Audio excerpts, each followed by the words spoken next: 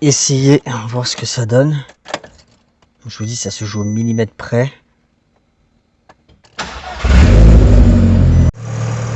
Ok, bon bah maintenant que la voiture tourne, je vais la laisser tourner, histoire qu'elle chauffe un peu, que ça nettoie le bloc avec l'huile que j'ai mis dedans. Une fois que ce sera fini, je vais m'occuper de tout mettre correctement. Là on peut voir que ça ballotte, etc. Donc je vais tout ranger correctement, tous les câbles, le câble du PMH aussi. Et le temps que l'huile se vide, et puis je changerai le filtre à huile et on sera bon. Je sais pas si on va le voir.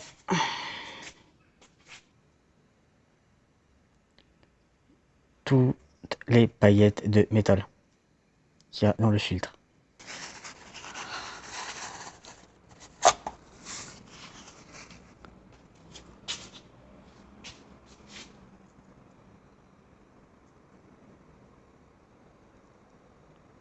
Voilà pourquoi on rince un moteur après avoir cassé quelque chose. J'ai payé 30 balles d'huile, mais j'ai sauvé 25 000 balles de moteur.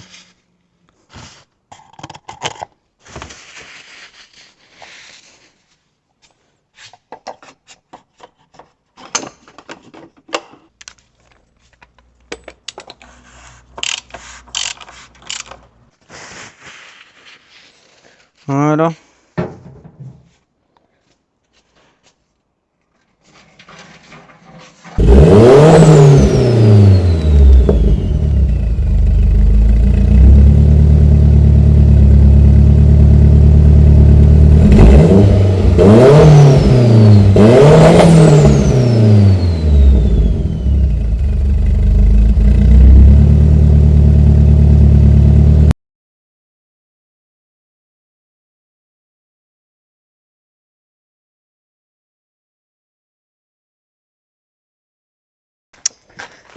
Et voilà. Donc, comment dire, comme un grand youtubeur l'a dit. T'as pas besoin d'être bon si t'abandonnes jamais. Ça va être chiant, tu recommences, c'est long. Et les gens qui n'ont jamais rien branlé sur leur canapé, ils vont dire que t'es un connard. Oui. Tu peux le faire. La voiture a démarré, mais le problème persiste encore. Il y a toujours des pertes de synchro malgré que j'ai réduit la taille du fil et que ils sont en direct quoi, ils passent pas avec tout le reste. Du coup c'était pas un problème d'isolation de fil. J'aurais aimé. Du coup ce que j'ai fait c'est que ça c'est la toute première poulie couronne. Une couronne 1/60-2 faite pour les Max EQ. Celle-ci, elle avait été... À la base, c'était bien, mais le mec qui me l'a soudé a fait ça... N'en parlons pas. Du coup, derrière, je vais faire la fameuse poulie sur mesure taille masse. Mais elle n'était pas opti à fond. Il y avait des trucs qui n'allaient pas, le creux entre les dents était trop petit. Le diamètre, bon, ça se jouait à pas grand chose. L'épaisseur, je me demande si c'était pas ça. Enfin, il y avait peut-être plusieurs trucs qui n'allaient pas sur cette poulie là, malgré qu'elle soit super. Du coup, j'ai été voir l'usineur et j'ai fait ça. J'ai racheté une poulie en 60-2. J'ai demandé à l'usineur qui me dégomme toutes les dents et je vous laisse regarder la suite.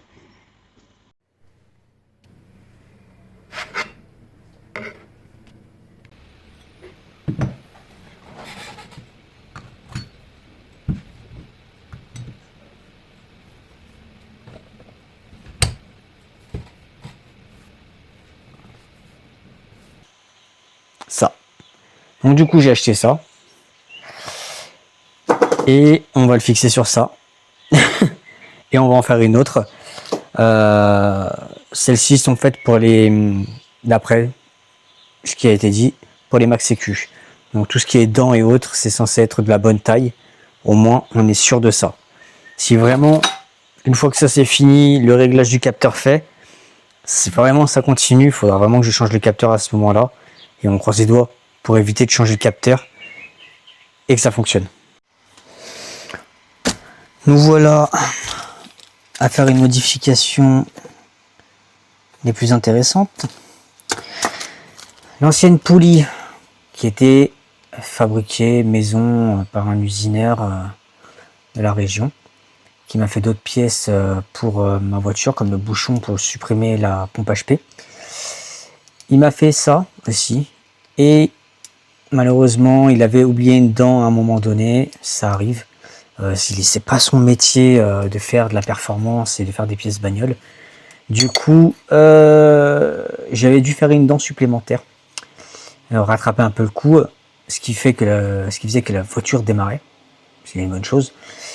Et le truc, c'est que les dents n'étaient pas de la bonne taille, surtout au niveau de la profondeur. On pense que ça pourrait venir de la profondeur des dents, sur le fait qu'il y ait des pertes de synchro à 5000 tours.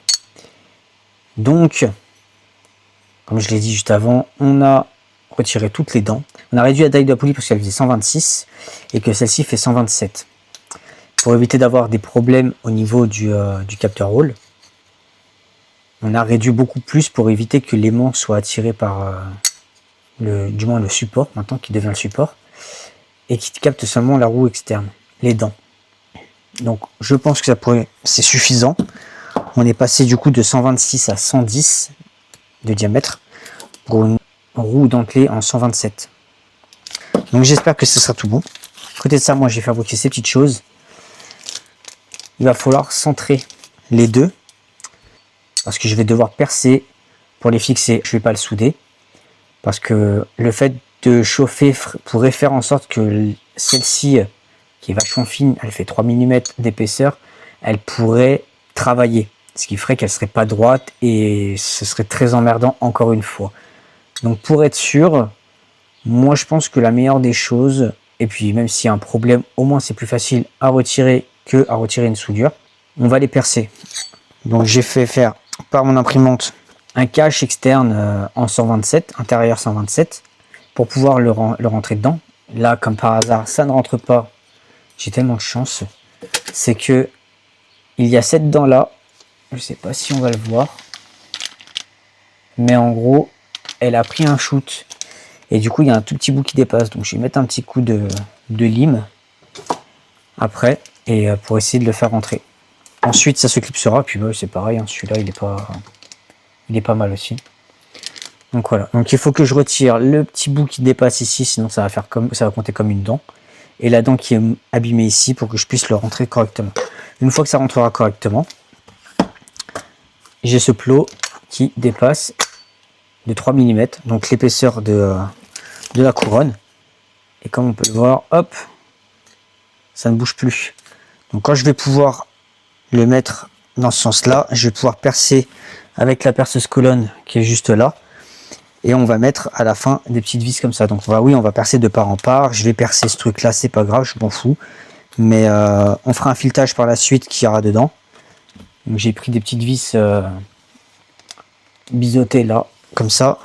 Au moins si on peut essayer de faire un truc qui rentre à fleur, ça peut être intéressant. Donc passage taraudage et avant ça, retirer les petites dents qui sont là.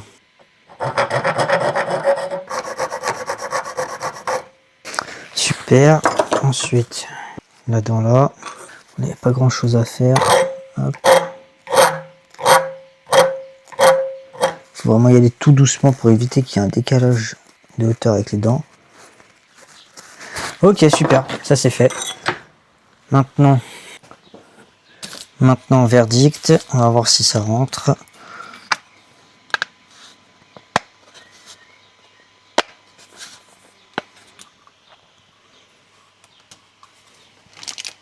On est pas mal, je pense.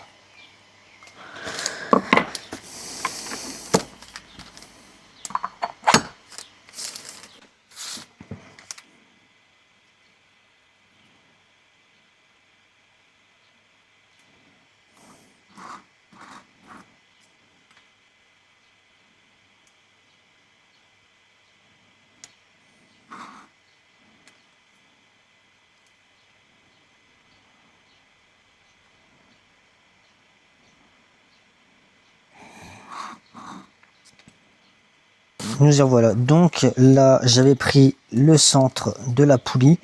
J'ai tiré mes traits pour que ce soit équitable. Donc là, on a la même distance de là, et là, la même distance ici aussi.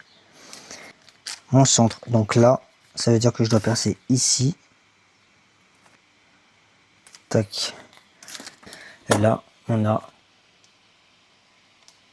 tout ce qu'il faut pour percer. Donc je vais faire au pointeau, histoire de bien mettre le foret dedans. Et je vais commencer à percer.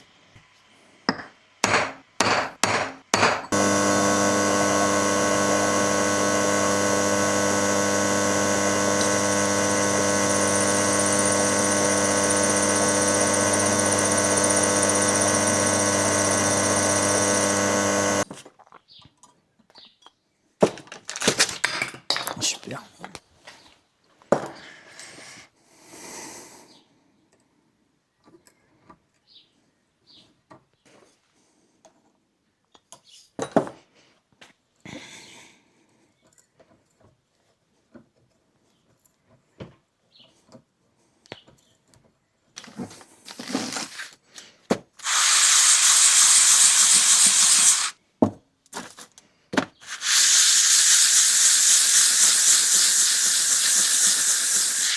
Et bien voilà, tout est percé avec beaucoup de difficultés.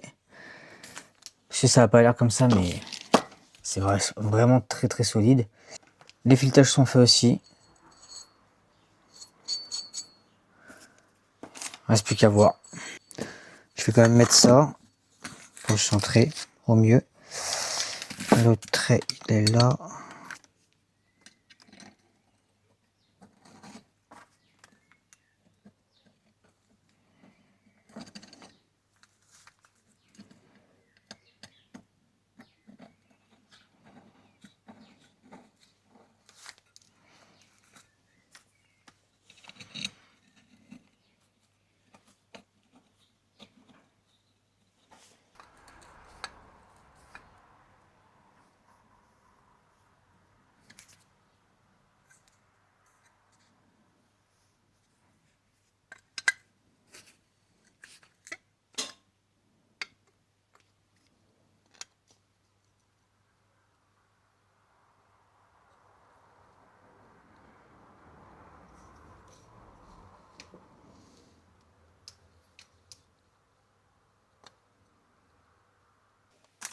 Je peux mettre ça, hein.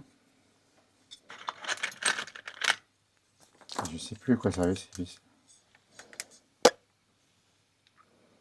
Et là, si tu mets ça dedans, du coup.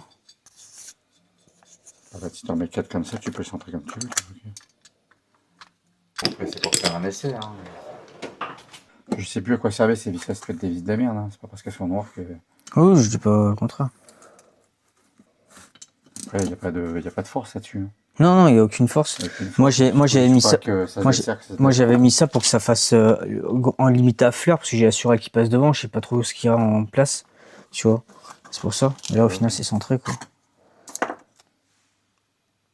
C'est mieux, hein, quand même. Ça se voit, là. Ça se voit pour le coup d'œil. Le pied à couille.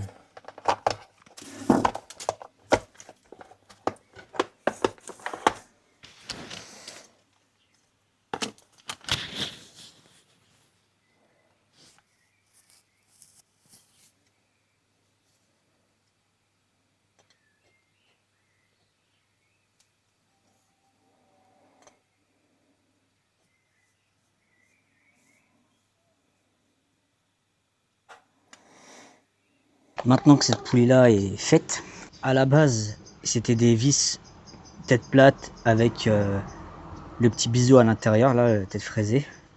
Le truc, c'est que c'est bien, mais du coup, ça me décalait la couronne et c'était pas centré. Et là, le truc, c'est que sur la perceuse colonne, quand je viens en appui, la colonne bouge. Donc, ça a dû percer de travers légèrement. Et légèrement plus légèrement, bah, ça fait un sacré écart de 1 mm. Et ça, je peux pas me le permettre. Donc, au revoir les têtes plates et bonjour les têtes arrondies. Je vais voir si ça rentre sur la poulie dumper. Et on croise les doigts, si c'est bon, on règle le capteur, on croise les doigts pour que ça fonctionne correctement cette fois-ci. On n'abandonne pas, il faut que ça fonctionne. Et je voudrais qu'elle démarre ce soir, car demain il y a un événement, le Wonderland, et j'aimerais bien y aller avec, ce serait super.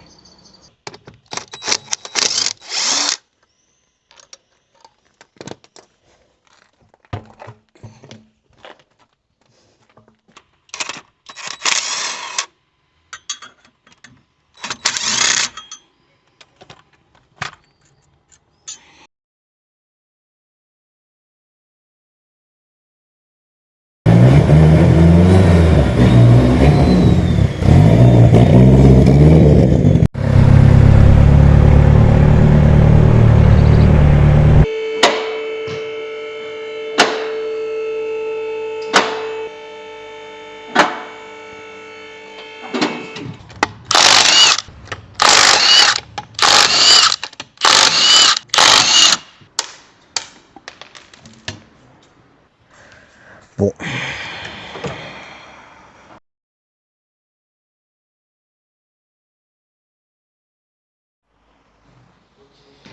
Donc là, il faut que je retire ici. Je vais monter ici. Et puis là. Et après. Hop.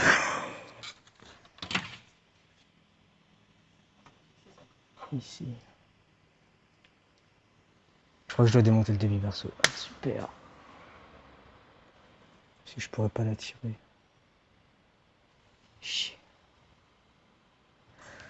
Bon.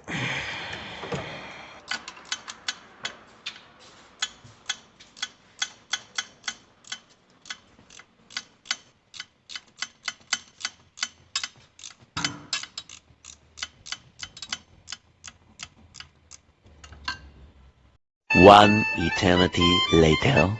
Finalement, j'ai rien démonté, à part le silent block. Le silent block de la Sural que j'avais fait maison, qui est en fait une durite Semco, ne touchait pas d'un bout à l'autre. Donc en fait, c'était juste une durite posée et rien de plus. Et mon frère m'a fait rappeler que je pouvais y mettre une rondelle avec un écrou pour faire gonfler cette petite durite et faire en sorte que la Sural ne bouge plus du tout, grosso merdo, mais que le silent block fasse quand même son travail. Et c'est ce que j'ai fait, et du coup, la Sural ne touche plus du tout la poulie de PMH. Donc, je me dis super, je vais rouler, tout se passe relativement bien, plus de bruit ou autre, par contre, toujours des pertes de synchro. Moi, je dis non, c'est pas possible quand même. Et en fait, l'ancien capteur, que voilà, il avait mangé, mais bien en fait, mais vraiment beaucoup. Et je pensais pas autant, j'avais pas forcément fait attention à ça. Je pensais qu'il y avait juste la peinture qui avait bougé. Mais la toute première poulie que j'avais fait faire par un mec, elle avait été soudée. Donc c'était la même couronne que j'ai actuellement, mais je l'ai fait faire souder et elle était vraiment pas centrée. Le mec il avait voilé la couronne. Du coup, c'est pour ça que j'ai fait faire l'autre sur mesure et qui était très bien, mais pas parfaite, malheureusement. Pas la bonne taille, que ce soit en termes de dents, dimension, tout, diamètre et autres, ça n'allait pas. Donc du coup j'ai refait la poulie que vous avez vue. J'ai changé le capteur par un neuf et ça fonctionne maintenant. La voiture, on est monté jusqu'à 6000 tours, aucun code défaut sur la Maxi-Q et aucune perte de synchro, au top. Donc ça veut dire que la prochaine étape, c'est le passage au banc. Donc abonnez-vous, n'hésitez pas à mettre un petit pouce bleu, car la prochaine étape, on y sort les chevaux.